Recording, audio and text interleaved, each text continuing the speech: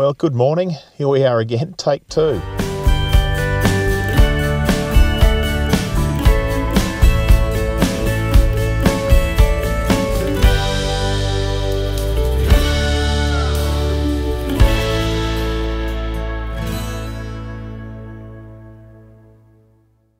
It's about 5:15 a.m. I've been up taking some nighttime shots, and I thought I'd come down here and have a look, and it's just as well I have, because there's a beautiful silvery glow of the starlight on the creek. It's high tide at the moment, so the creek's up, and I'm going to get out there and take a few shots and then look at some panoramas later once the sunlight comes.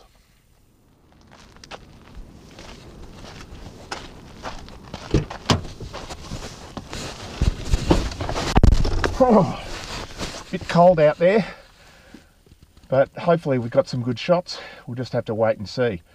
I'm going to have a little snooze now and then get up just before sunrise and take some more. Catch up with you soon.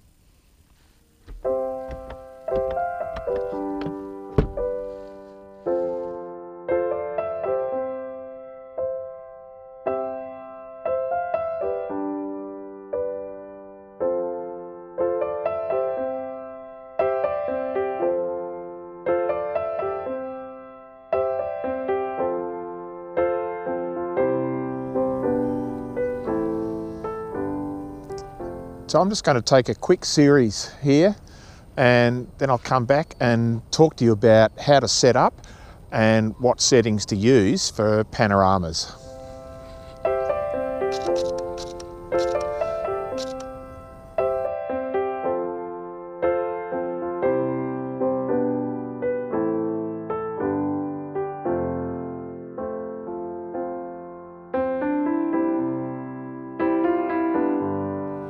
So that's that done.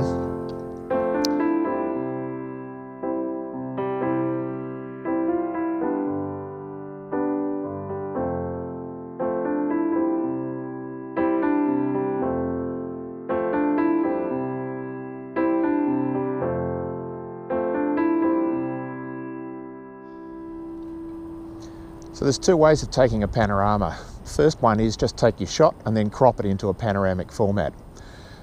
That's fine, but you're losing a lot of pixels in the image by doing that. The alternative way is to take multiple images and to stitch them together in software. That could be a single row of images like we've been taking in these shots this morning, or it could be multiple rows. Software today is really good at stitching those together, but there's a couple of things that you need to do to help it along. The first one is to get the camera level on the tripod. And that includes getting the head of the tripod level. Now, most tripods these days have spirit levels in them, and so you can adjust the legs to do that, or you can get a leveling head which allows you to adjust the level of the tripod so that you've got the base of the head level. Then you need to make sure that the camera is actually square and level on that tripod. And most cameras these days have levels in the LCD screens, but if you don't, you can get a little spirit level and stick it on the hot shoe on the top of your camera. The next thing is to make sure that you've got consistent values of exposure all the way across the scene. If you don't do that, if you allow the camera to choose, you put it on automatic settings and you allow the camera to choose the exposure settings, the light values are going to change as you move from one image to the next one, and therefore the exposure is going to change if the camera is allowed to adjust for it. And that means that you're going to end up with bands of dark and light where you're trying to stitch them together, because the edges of the shots are not going to be the same. So turn the exposure on your camera to manual. The next thing to do is to turn the focus to manual as well, because as you're moving across the scene, you're going to have the point of focus on different things at different distances, and you don't want the focus changing. And lastly, the white balance. Set the white balance manually rather than having it on automatic white balance, because again, you don't want the camera deciding as it moves across the scene to change the white balance according to the colours and the lighting in the scene. So once you've got that set up, Then you just work out how many shots it's going to take to get across the scene, and make sure that you're overlapping them between about 1/3 and 1/2, so that the software has enough overlap to be able to match up edges and to be able to subtly change the exposure values if it needs to stitch those things together. So that's the quick and dirty instructions on taking panoramas. It's worth having a go. It takes some practice, but once you get it right, it's really satisfying.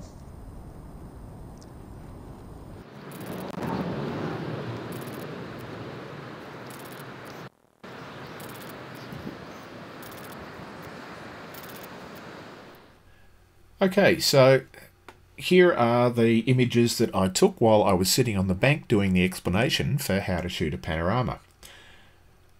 I took 6 frames from the left-hand side across to the right-hand side, but for each of them I bracketed from -2 stops to +2 stops around the normal exposure. And the reason I did that is because, as you can see here, we have a huge dynamic range between the left-hand side and the middle, in particular, so that if we only took a single exposure value for each one, we would have great difficulty capturing that full dynamic range. And so I'm using HDR to capture all of that dynamic range and then merge each of those frames together into a panorama. Now, I'm not going to go through the explanation for HDR in this video. I'll do that in a subsequent video when I get to that challenge. But what I've already done is created those, and so here are our 6 HDR images, and now I'm ready to merge those together into a panorama.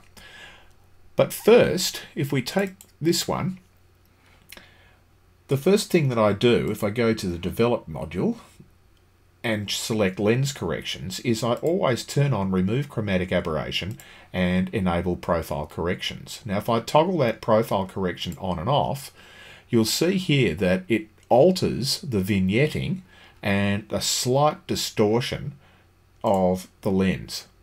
It fixes those. This gives me the best image possible before I start to do the stitch. It makes it more difficult for the software to stitch if I've got vignetting and I've got distortion in the images.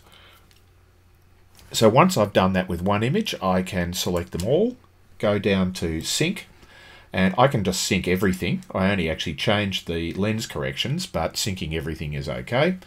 And now I've got these 6 ready to go. I right-click on them and go to Photo Merge Panorama.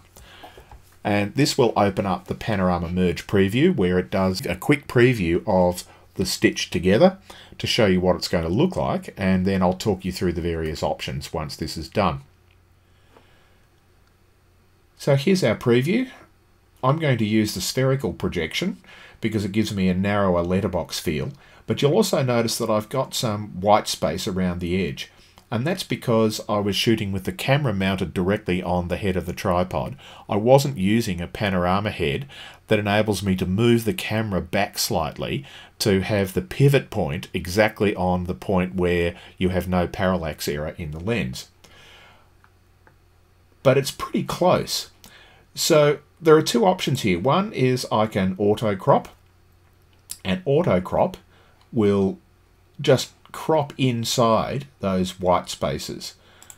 The alternative we have is to use boundary warp, because auto crop is losing, you notice it's actually cropping some of the pixels out all the way around to get rid of the white space.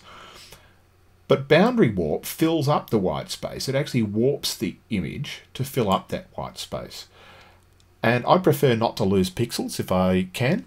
You just need to be careful using boundary warp to make sure that it's not warping and distorting your image too much. In this case, it doesn't make that much difference. There's no distortion because I got the horizon line right on the center. So I'm going to use boundary warp and then just click merge. And this is going to take a few seconds to complete the panorama, but once it's done, I'll come back. So here's our stitched panorama. Now I can go and do some basic editing on it.